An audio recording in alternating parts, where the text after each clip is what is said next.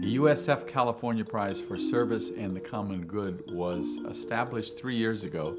The prize was an effort to honor people who represent what the university stands for. Basically, service to the common good of everybody in society.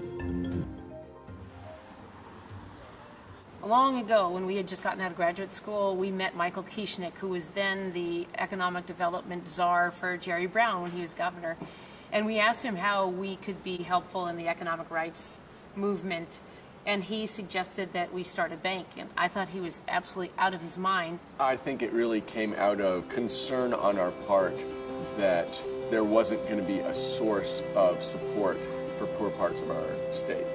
We tried to figure out what's the institution we could create that could have the most positive benefit. So we wanted the bank to be sustainable, to actually make money, but we didn't want the money that it made. So what we ended up doing was taking the money that it would take to start the bank and putting it in a foundation. It's a rather unique structure where the economic value of the bank is actually held by a foundation. The image that I like of what capital does in a community is the equivalent of watching what happens to a very dry field when you pour water on it. If you open up an irrigation ditch and go back the next day, you'll see the beginning of green plants.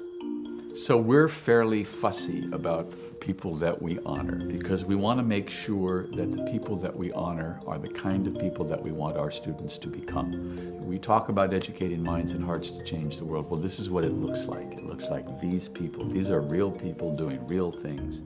You know, I'm really happy that the bank should have it, but on a human basis, I think it's a little, seems a little overwhelming.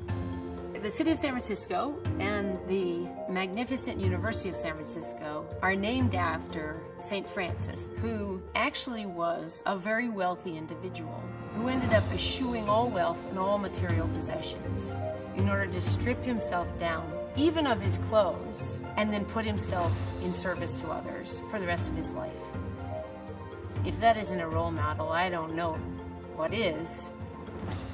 It's an impossible goal, but it definitely is the sort of story that motivates me and especially my husband, Tom Steyer. Is that what you wanted to say? Thank you very much.